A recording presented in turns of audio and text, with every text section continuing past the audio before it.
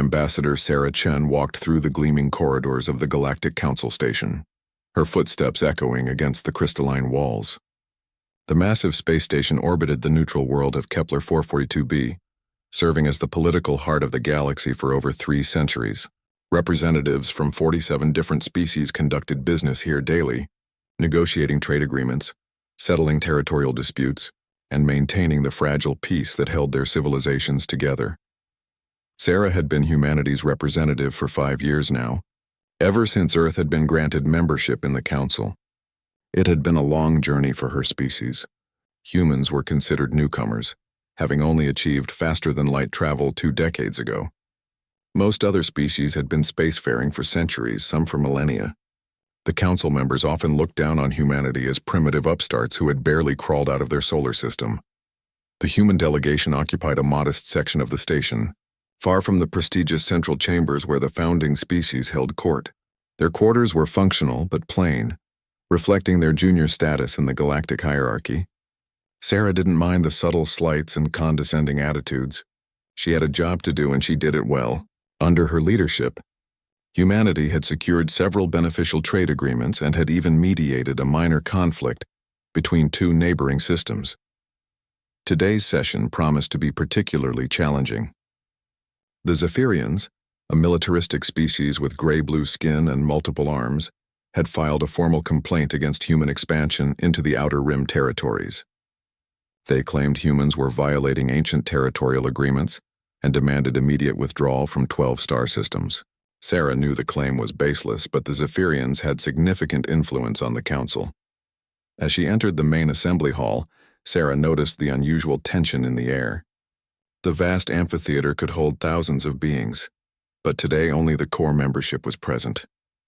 The founding species occupied the central ring, the tall, ethereal Etherians with their translucent skin, the insectoid Nixari with their compound eyes gleaming under the chamber's lights, the aquatic Hydrotians floating in their environmental suits, and the reptilian Corvaxi with their intimidating presence. The second tier held the established powers like the Zephyrians, while newer members like humanity sat in the outer sections. The seating arrangement was no accident. It clearly displayed the galactic pecking order. Council Prime Veltar, an ancient Etherian who had led the assembly for over a century, called the session to order. His voice resonated through the translation devices, reaching every being in their native language. Today we address the Zephyrian petition regarding human territorial violations. Warlord Grixta, the Zephyrian representative, rose from his seat. His forearms gestured dramatically as he spoke, his voice carrying the authority of a species that had conquered dozens of worlds. Honored Council, the humans continue their reckless expansion despite our warnings. They show no respect for established boundaries or galactic law. Their aggressive colonization threatens the stability of the Outer Rim. Sarah remained calm as she listened to the accusations. She had dealt with Grixta before and knew his tactics. The Zephyrians were expansionists themselves, and they saw human growth as a threat to their own ambitions. When it was her turn to speak, she rose gracefully and activated her translation device. Honored members of the Council, I respectfully disagree with Warlord Grixta's characterization of human activities. Every system we have entered was either uninhabited or contained worlds that had been formally abandoned for over a century. We have meticulously followed all established protocols and have even improved the infrastructure of previously damaged worlds. Lies, Grixta snarled, his primary arms crossing, while his secondary arms pointed accusingly at Sarah. Your species lacks the wisdom to understand the complexities of galactic politics. You are children playing with forces beyond your comprehension. Several council members nodded in agreement. The Corvaxi representative, General Thane, spoke up with his deep, rumbling voice. The Zephyrians speak truth. Humans have proven themselves to be impulsive and dangerous. Perhaps it is time to reconsider their membership status. A murmur of agreement rippled through the assembly. Sarah felt the weight of countless eyes upon her, many filled with disdain or suspicion. She had expected opposition, but the hostility seemed unusually intense today. Something was different about this session. Prime Veltar raised his hand for silence. The Council will consider all evidence before making a decision. Ambassador Chen, you will have 1 standard day to present your defense. This session is adjourned. As the delegates began to file out, Sarah noticed several groups huddled in quiet conversation. The Zephyrians were speaking intensely with the Korvaxi, while the Nexari representatives clustered around their insectoid queen. The political maneuvering was already beginning. Dr. Marcus Webb, Sarah's chief aide and longtime friend, approached her with concern written across his weathered face. He had served in the diplomatic corps for over 20 years and had seen his share of political storms. "Sarah, something's not right here. I've been monitoring the communications networks, and there's been an unusual amount of encrypted traffic between several council species."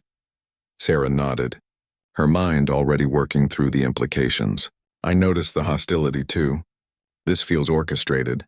Have you been able to decrypt any of those communications?" "Not yet, but our quantum analysts are working on it."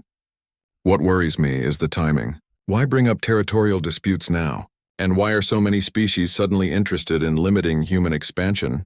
They walked together toward the human quarters, passing groups of alien diplomats who fell silent as they approached. The message was clear. Humanity was not welcome in their conversations. Back in their secure conference room, Sarah assembled her team. Besides Marcus, she had Lieutenant Commander Torres, a former military intelligence officer who now handled security matters, and Dr. Yuki Tanaka, a xenosociologist who specialized in understanding alien cultures and motivations. "I want a full analysis of the political landscape," Sarah instructed. "Something's brewing here, and I need to understand what we're really facing. Yuki, I want psychological profiles of the key players. Torres, increase our security protocols and monitor all communications channels. Marcus, start preparing our territorial defense files, but also begin discrete inquiries about what's really motivating this attack on our expansion." The team dispersed to their tasks, leaving Sarah alone with her thoughts. She stood at the large viewport that looked out into space, watching the stars wheel slowly by as the station rotated. Somewhere out there, human colonies were thriving on worlds that other species had abandoned. Families were building new lives, scientists were making discoveries, and humanity was taking its place among the stars. She would not let political machinations destroy what her species had worked so hard to achieve. But as she gazed into the darkness between stars, Sarah couldn't shake the feeling that this was only the beginning of a much larger challenge. The attack came at 0347 station time, during the quietest period of the galactic day cycle. Sarah was in her quarters, reviewing territorial documentation for the next day's defense when the lights flickered and went out. Emergency illumination cast everything in an eerie red glow as alarms began blaring throughout the human section of the station. Lieutenant Commander Torres burst through her door, weapon drawn and tactical gear already secured. "Ambassador, we're under attack. Multiple breaches in sections C7 through C12. Armed hostiles are moving through our corridors." Sarah grabbed her emergency kit and followed Torres into the hallway. The sound of energy weapons echoed from nearby sections, punctuated by shouts in languages her translator couldn't immediately process. Through the chaos, she could hear Marcus coordinating evacuation procedures from the command center. "How many attackers?" Sarah asked as they moved toward the secure communications room. "Unknown, but they're well-equipped and familiar with station layout. This isn't some random terrorist action, Ambassador. This is a coordinated military assault specifically targeting human personnel." They reached the reinforced communications center, where Dr. Tanaka was frantically working at multiple consoles. Her face was pale but determined as she tracked the attackers' movements through the station's security systems. "Yuki, what's the situation?" Sarah demanded. 15 confirmed hostiles, all wearing standard council security armor with identification markers removed.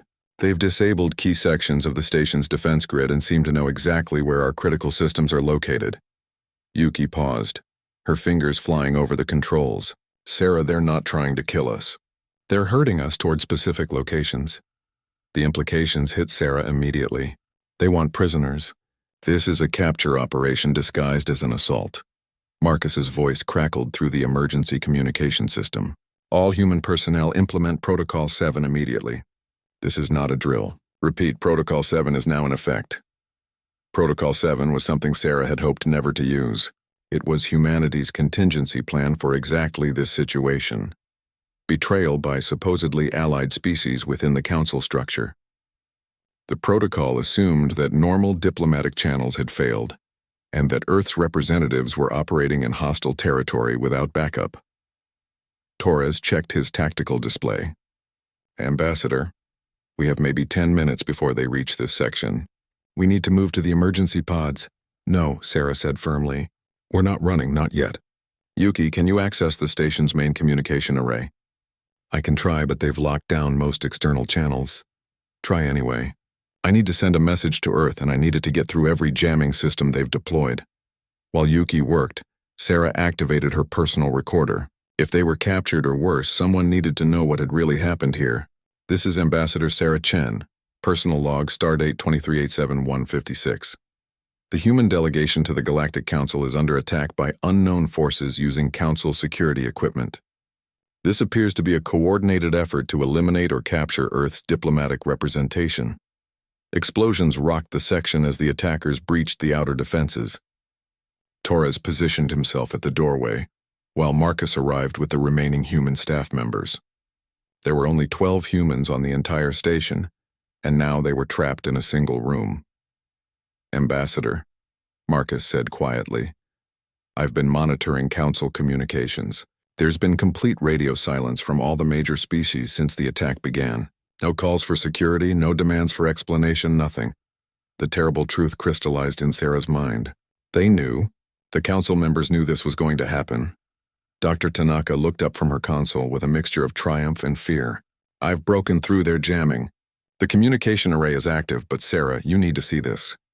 On the main display, Yuki had managed to access the station's external sensors. What they saw made everyone in the room go silent. Surrounding the Council station was a massive fleet of ships from multiple species, Zephyrian cruisers, Korvaxi dreadnoughts, Nexari swarm ships, and even some Etherian vessels hung in space like predators surrounding wounded prey. My God, Marcus whispered. How many ships? Over 300, Yuki replied, her voice barely steady. This isn't just an attack on our delegation, Sarah. This is preparation for something much bigger. The door to their section exploded inward, and armored figures poured through the breach. The attackers moved with military precision, their weapons trained on the humans but not firing. Their armor bore no identifying marks, but their coordination and equipment suggested this was a joint operation by multiple Council species. Surrender, the lead figure commanded through a voice modulator. You will not be harmed if you comply. Torres raised his weapon, but Sarah placed a hand on his arm. Stand down, Commander. Let's hear what they have to say. The lead attacker stepped forward, removing his helmet to reveal the gray-blue features of a Zephyrian. It wasn't Warlord Grixta, but Sarah recognized the military bearing and the facial scarring that marked him as a veteran warrior. Ambassador Chen, the Zephyrian said with mock politeness, I am Commander Brixol of the Zephyrian Defense Corps. You and your staff are now prisoners of the Galactic Council Emergency Security Committee. I've never heard of any Emergency Security Committee, Sarah replied calmly. Under what authority are you operating? Under the authority of species who have grown tired of human arrogance and expansion, Brixol snarled. Your kind has been given far too much freedom to spread like a plague across the galaxy. That ends now. Sarah kept her expression neutral despite the rage building inside her. I see. And what exactly does this committee plan to do with us? You will be held as insurance while the Council addresses the human problem permanently. Your colonies will be given the opportunity to surrender peacefully and accept relocation to designated reservation worlds. If they refuse, more direct measures will be implemented. Genocide, Marcus said quietly. You're talking about genocide. Brixol's laugh was harsh and cold. We prefer to call it population management. Humans reproduce too quickly and consume too many resources. The galaxy has limited space, and it should be occupied by species with the wisdom to use it properly. Sarah realized this had been planned for months, perhaps years. The territorial disputes, the growing hostility, the political maneuvering. It had all been preparation for this moment. Humanity had been played, manipulated into a position where they could be eliminated or enslaved without the galaxy's other species raising objections. You've made a serious mistake, Sarah said quietly. Have we? Brixol gestured to his heavily armed soldiers. You are 12 humans surrounded by the combined military might of 20 species. Your precious Earth is days away by the fastest ships, and by the time any rescue arrives, this will all be over. The mistake isn't tactical, Sarah continued, her voice growing stronger. The mistake is that you've fundamentally misunderstood what humans are capable of when threatened. Something in her tone made Brixall hesitate.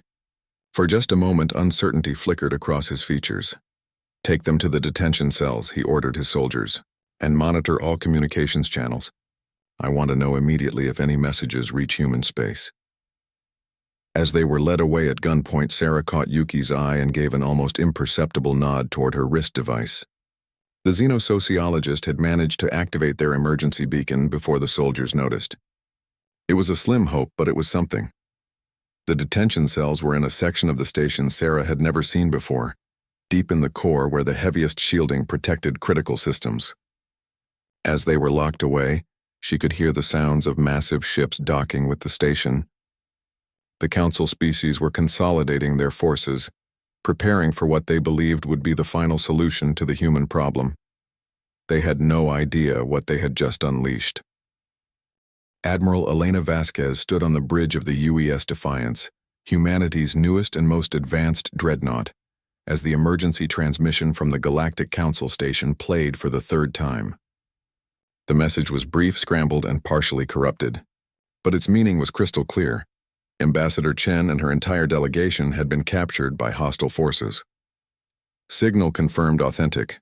"Admiral," reported Commander Singh from the communications station, "the encryption keys match our diplomatic protocols, and the emergency beacon is definitely from Dr. Tanaka's personal device."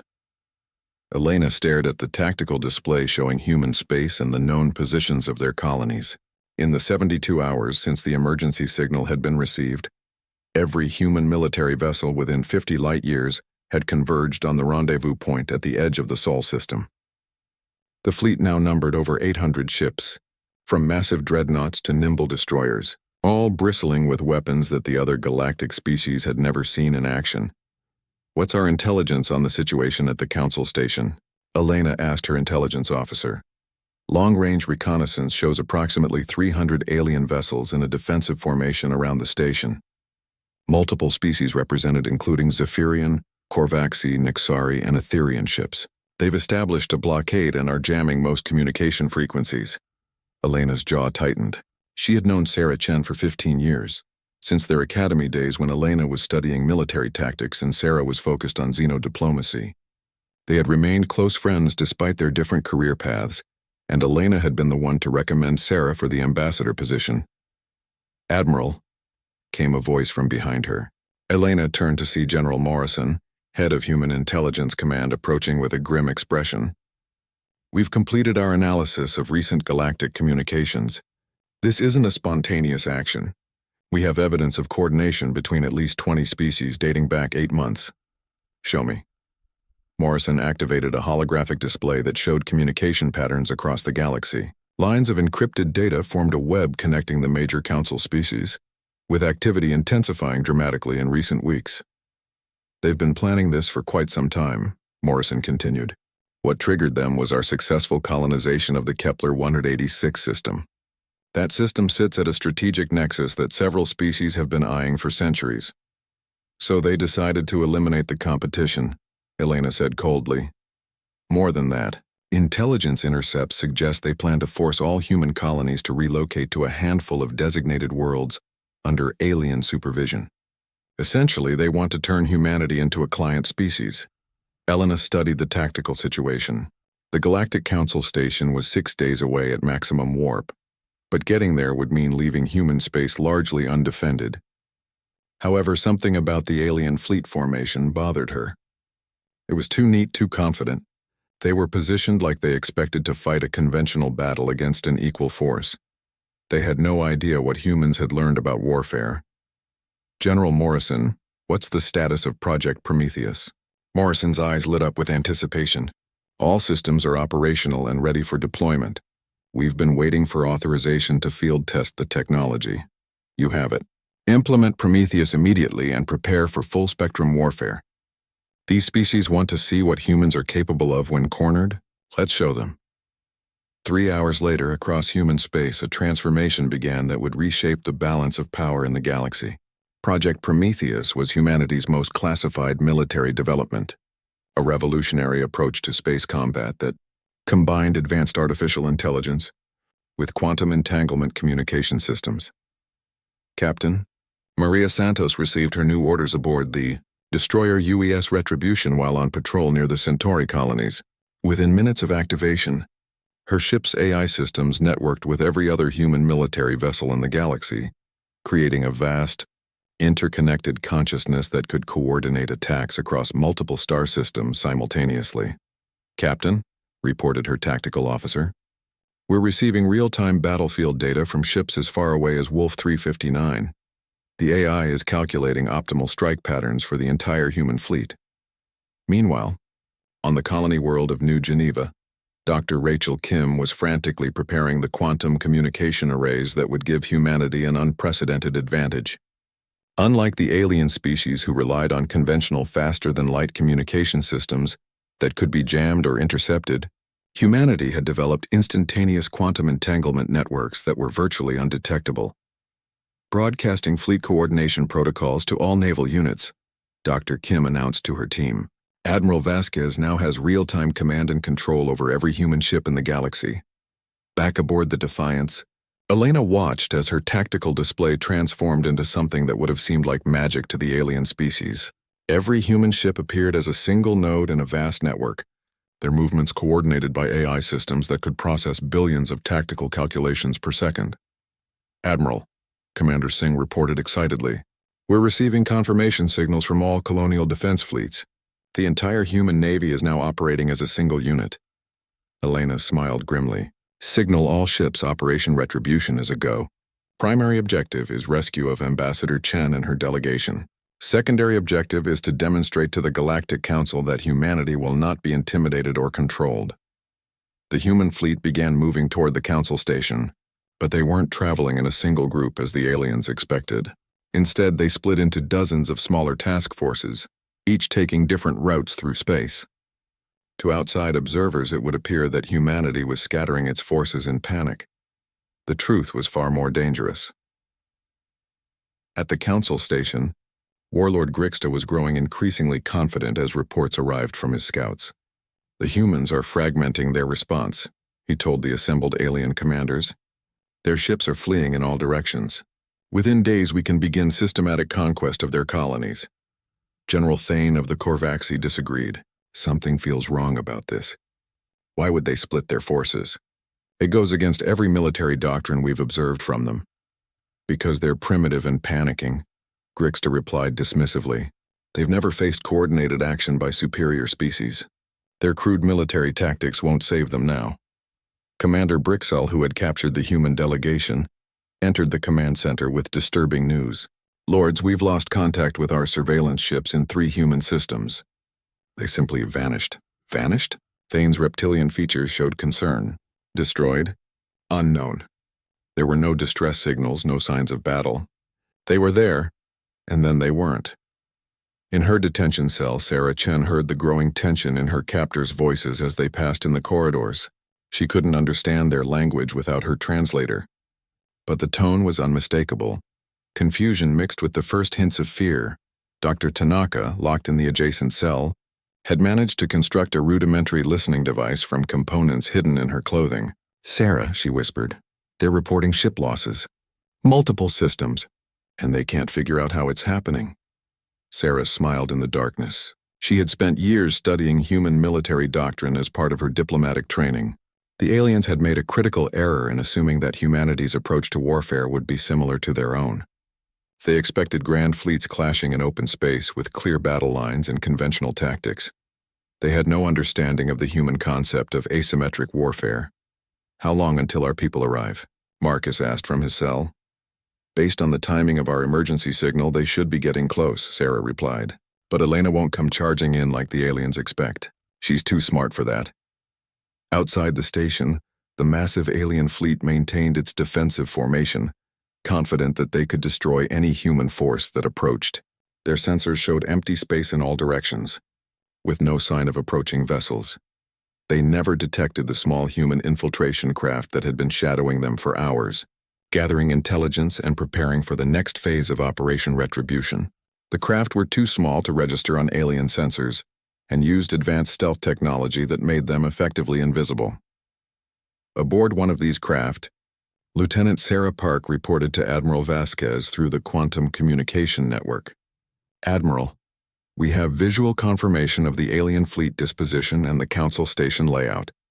Target packages are prepared and ready for transmission. Elena's response came instantly across the quantum link. Understood, Lieutenant. Begin Phase 2. The aliens were about to learn that attacking human diplomats had consequences they never could have imagined. The first indication that something had gone catastrophically wrong for the Galactic Council came from the Nexari home system, 47 light-years from the Council Station. Queen Zixara was in her private chambers when her military advisors burst in with news that would shake the foundations of galactic politics.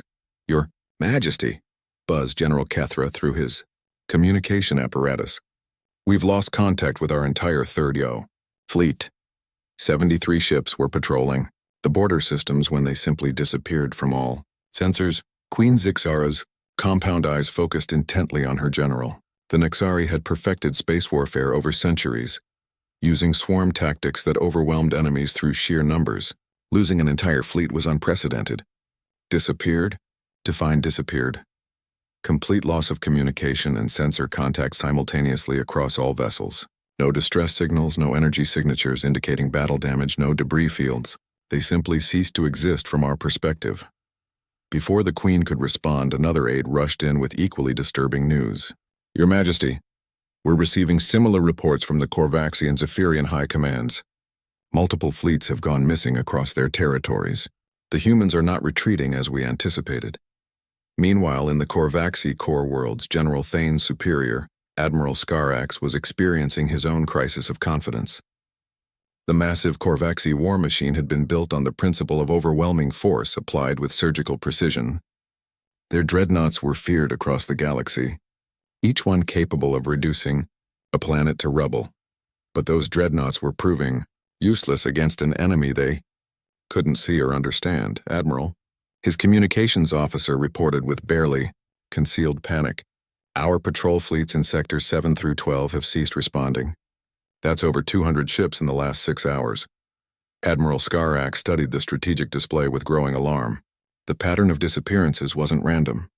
The humans were systematically eliminating isolated patrol groups while avoiding larger fleet concentrations.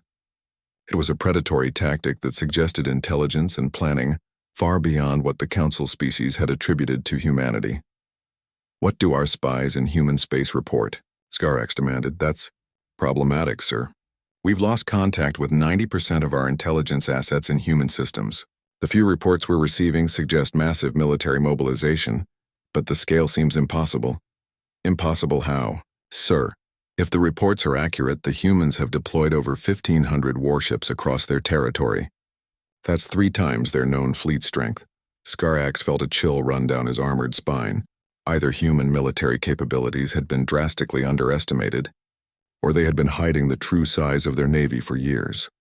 At the Council Station, the atmosphere among the alien commanders was shifting from confidence to confusion to the first hints of genuine fear. Warlord Grixta paced the command center while reports of missing ships continued to pour in. This is impossible, he snarled at his assembled officers. Humans don't have the technology or tactical sophistication for this kind of operation. They're barely past chemical rockets and nuclear fusion. Commander Brixel, who had been monitoring communications from the human detention cells, approached with additional concerns. Warlord, the human prisoners seem remarkably calm considering their situation. Ambassador Chen actually smiled when she heard about our ship losses. Smiled? Grixta's 4 arms clenched into fists. Interrogate her. I want to know what she knows. When Brixel arrived at the detention cells with a full security detail, he found Sarah Chen sitting quietly, her expression serene despite the circumstances. The other human prisoners showed similar composure, which only increased his unease. Ambassador, Brixel said through the cell's force field, perhaps you would like to explain how your primitive military is somehow challenging our combined fleets. Sarah looked up at him with an expression of mild interest. Commander, may I ask you a question? In all your studies of human history, did you ever research how we dealt with technologically superior enemies on our own world? Your planetary conflicts are irrelevant to galactic warfare, are they? Sarah stood and approached the force field. Let me tell you about a concept we call asymmetric warfare.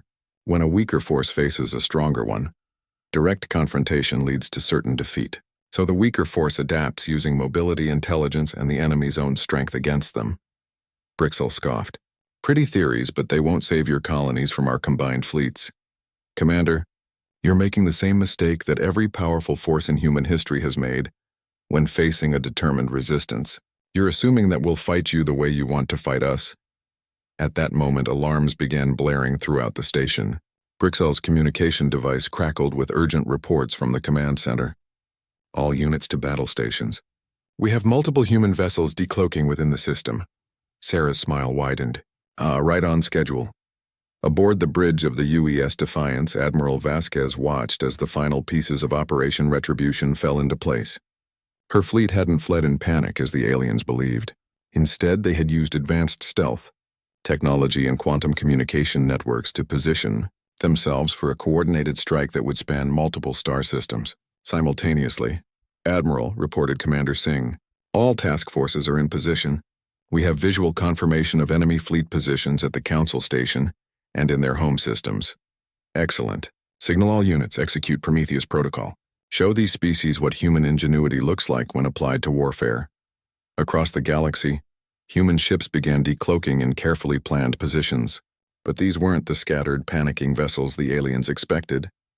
Each human ship was part of a vast network, their AI systems sharing information and coordinating attacks in real time.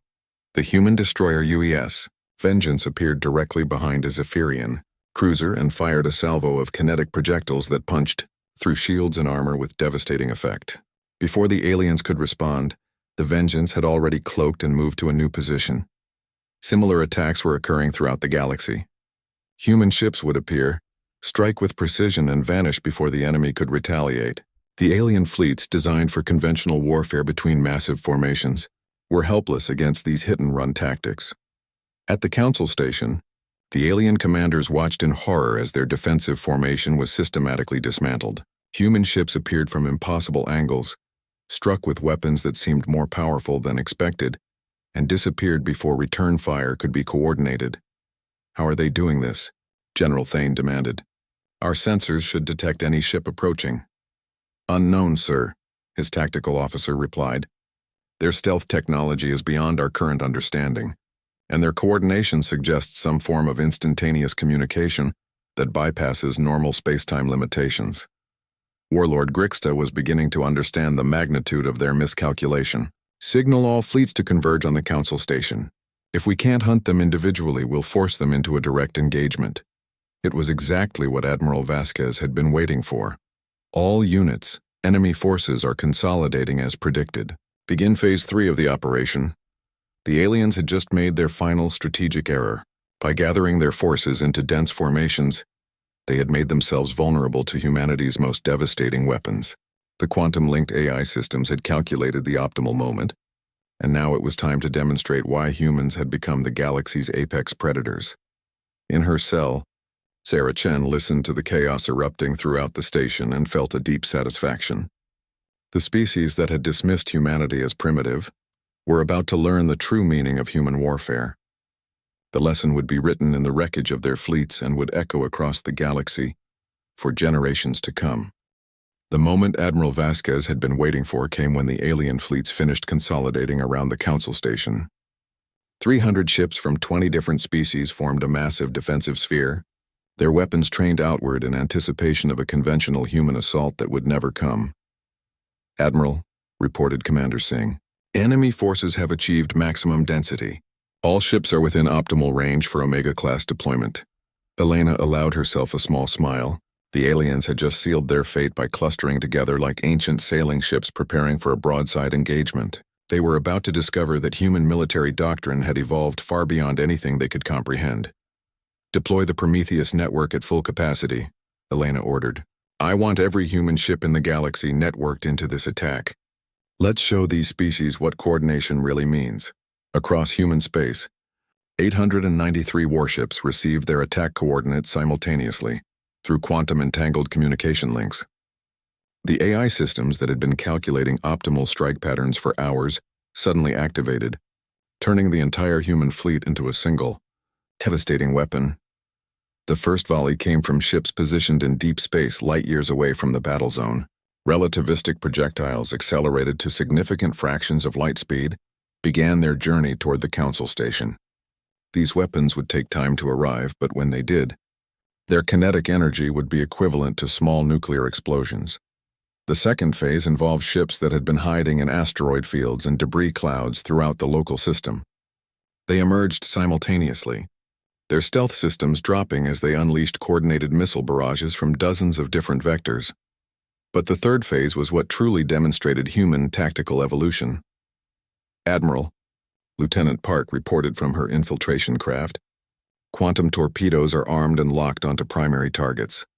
Quantum torpedoes were humanity's most classified weapon, developed in secret over the past 5 years. Unlike conventional missiles that could be detected and intercepted, quantum torpedoes existed in superposition until the moment of impact, making them effectively undetectable until they chose to become real. Fire when ready. Lieutenant, the alien fleet commanders never knew what hit them. One moment they were scanning space for approaching human vessels. The next their flagship vessels were exploding from within as quantum torpedoes materialized inside their hulls and detonated. Warlord Grixta watched in horror as the pride of the Zephyrian fleet, the massive dreadnought Sovereign's Wrath, simply disintegrated without any visible cause. What just happened? How did they destroy our flagship? His tactical officer's voice was shaking. Unknown, sir. There were no incoming projectiles detected, no energy signatures, nothing. The ship just died. Similar scenes were playing out across the alien formation. The massive Korvaxi battlecruiser Iron Fang suffered a series of internal explosions that tore it apart from within. 3 Nixari swarm carriers vanished in brilliant flashes of light. Even the supposedly invulnerable Etherian ship Transcendent Dawn found its exotic matter containment systems failing catastrophically. General Thane, aboard his personal command ship, realized with growing terror that they were fighting an enemy whose capabilities far exceeded their understanding. All ships' emergency scatter formation were completely outmatched, but it was too late. The human fleet had anticipated this reaction and positioned ships to intercept retreating vessels. As alien ships tried to flee the formation, they ran directly into ambush positions, where human destroyers and cruisers were waiting, with weapons charged and targeting. Solutions already calculated. The UES Retribution decloaked directly in the path of a fleeing Zephyrian cruiser and unleashed a full spread of antimatter missiles. The alien ship's shields collapsed under the assault, and its hull cracked like an eggshell under the devastating firepower. Captain Santos, commanding the Retribution, felt no satisfaction in the destruction. This wasn't a battle. It was a demonstration of superior tactics and technology against opponents who had underestimated their enemy to a fatal degree. In the Council Station's command center, panic was setting in among the alien leaders. Prime Veltar, the ancient Etherian who had led the Council for over a century, watched his carefully planned operation crumble into chaos. "How many ships have we lost?" he asked, his normally melodious voice strained with disbelief. "Over 60% of our fleet strength," reported a Nexari aide, his compound eyes dim with shock. "And the rate of destruction is accelerating.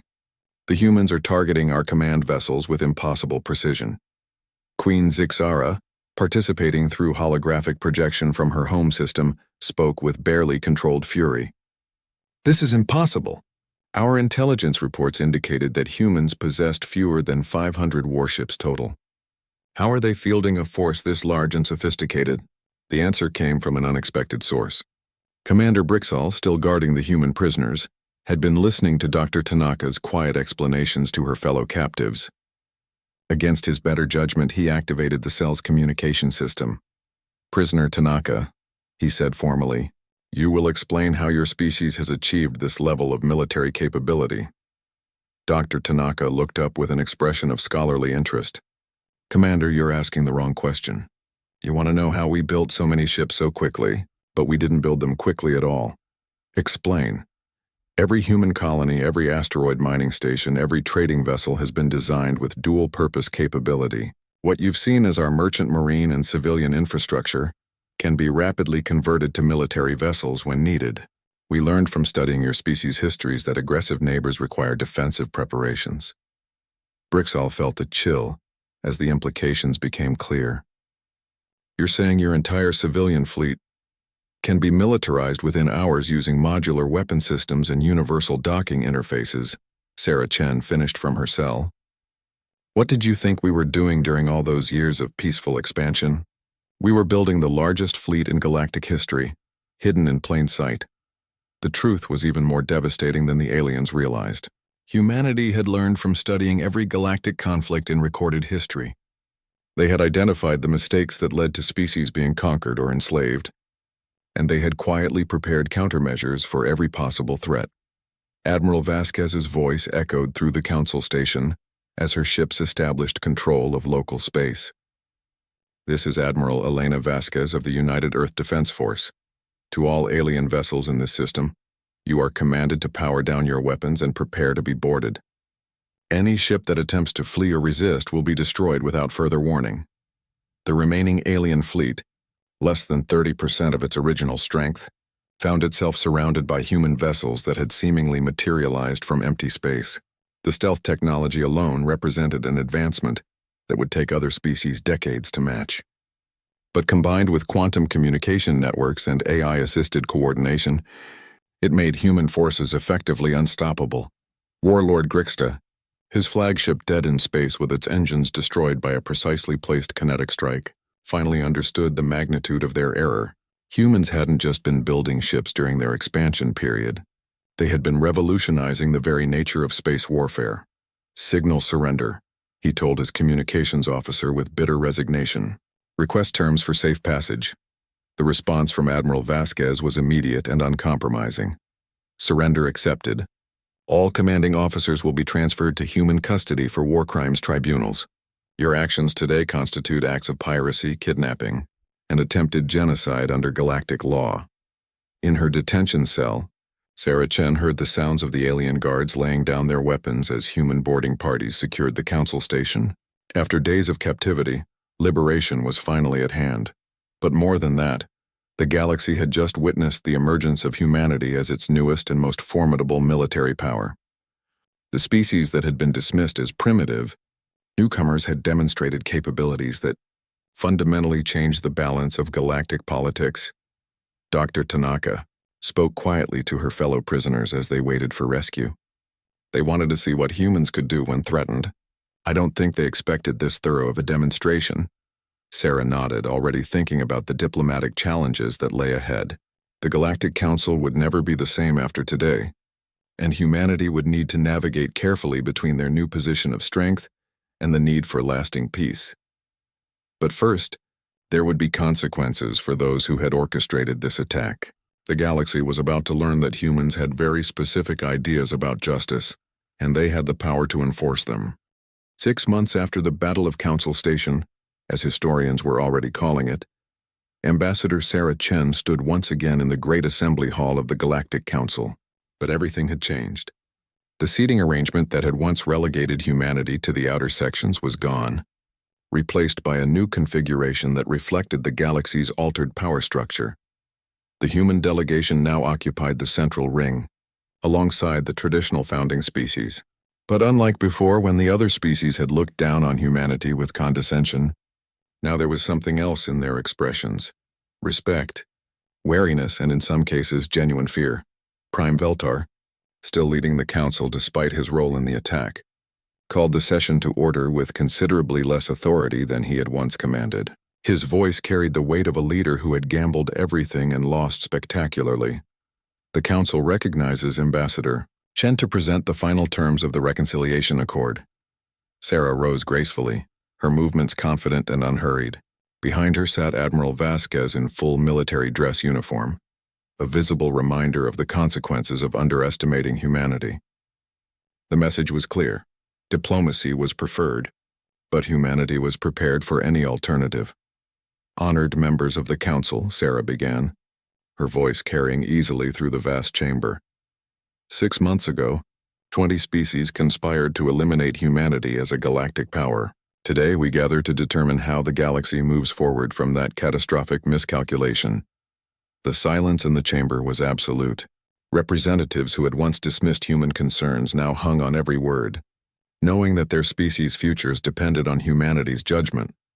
The human government has reviewed the evidence of war crimes committed by the Zephyrian, Korvaxi, Nixari, and 17 other species. The attacks on our diplomatic personnel, the attempted genocide of our colonies, and the violation of galactic law demand consequences. Sarah activated a holographic display showing the current state of the galaxy. Red zones marked former alien territories that were now under human administration, while yellow areas indicated systems where human peacekeeping forces maintained order. The Zephyrian Empire, as the primary instigator of this conflict, has been dissolved. Their core worlds are now under human protectorate status until they can demonstrate peaceful governance. All Zephyrian military vessels have been impounded, and their former warlords await trial for crimes against sentient beings. Former warlord Grixta sat in the prisoners section, his once proud bearing reduced to sullen defeat. The warrior who had boasted about human primitive tactics now wore restraints that prevented him from even standing without permission. The Korvaxi hegemony has ceded 12 star systems as reparations for their participation in the attack. General Thane and Admiral Skarax have been sentenced to life imprisonment for their roles in planning the assault on Council Station. Sarah's gaze swept across the remaining alien representatives. The Nixari Queen has agreed to complete disarmament of her swarm fleets and has accepted human oversight of her military rebuilding program. The Etherian Conclave, despite Prime Veltar's participation, will retain autonomy in exchange for technological cooperation in developing defensive systems for threatened species.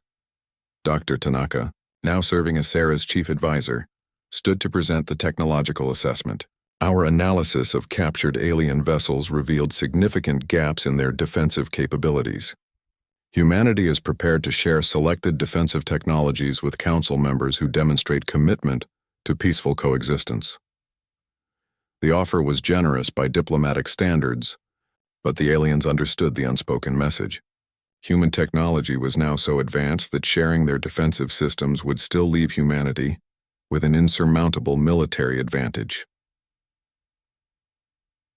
Prime, Veltar spoke for the first time since Sarah's presentation began. Ambassador Chen, the Council accepts these terms, but we must ask, what assurance do we have that humanity will not become the very threat that our species feared?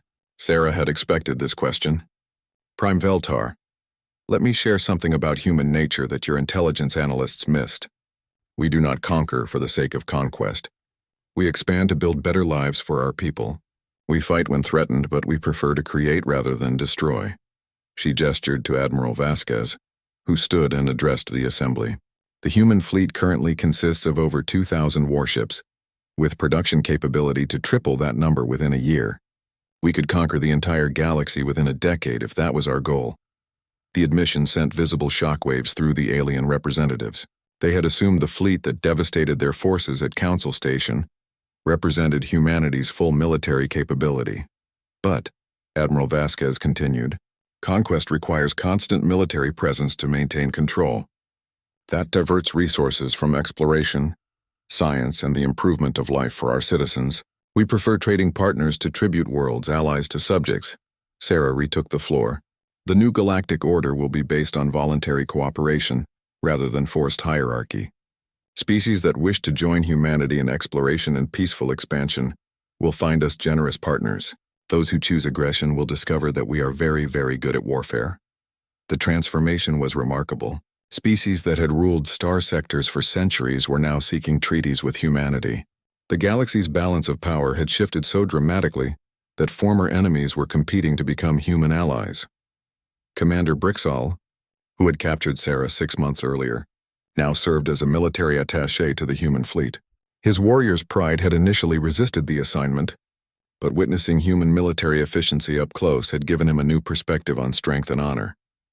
Ambassador, he said during a private meeting, my people spent centuries believing that military might alone determined a species' worth.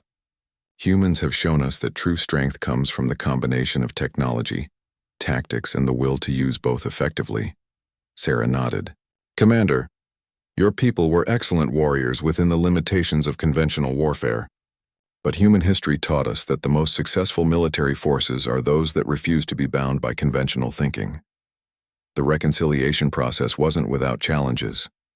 Some species struggled to accept their reduced status, while others attempted to gain favor through excessive cooperation. Humanity's response was measured and consistent. Respect was earned through trustworthy behavior, not through submission or flattery. A year after the Battle of Council Station, the galaxy had settled into its new equilibrium. Human colonies continued their expansion, but now they were joined by allied species seeking opportunities in the vast frontier. Joint exploration missions discovered new worlds and resources that benefited all participants. The Galactic Council still met at the same station, but its purpose had evolved from managing competing territorial claims to coordinating peaceful expansion and scientific cooperation. The military buildup that had nearly led to galactic war was replaced by collaborative research programs and mutual defense agreements. Sarah often reflected on the irony of the situation. The species that had attacked humanity to prevent their expansion had inadvertently accelerated it. The demonstration of human military capabilities had established them as the galaxy's dominant power, making expansion easier and safer than ever before. Dr. Tanaka, now director of the Interspecies Research Institute, captured the transformation perfectly during a speech at the Institute's inaugural ceremony. 6 months ago, they saw us as a threat to be eliminated. Today, they see us as partners in building a better galaxy. The difference isn't in what we are, but in their understanding of what we offer. Standing on the observation deck of the Council Station, looking out at the stars where human and alien ships worked together on exploration missions, Sarah felt a deep satisfaction. The galaxy had learned that humanity could not be intimidated or controlled. But more importantly, they had discovered that humans preferred cooperation to conquest, creation to destruction. The species that had thought they could attack a human diplomat had indeed been dead wrong. But their mistake had led to something better than anyone had imagined. A galaxy where strength served peaceful purposes, where diversity was valued, and where the future held unlimited possibilities for all sentient beings. The age of human dominance had begun not through conquest, but through the demonstration that sometimes the strongest response to aggression is to prove that strength and wisdom can coexist. The galaxy would never underestimate humanity again, and humanity would ensure that such underestimation was never again necessary.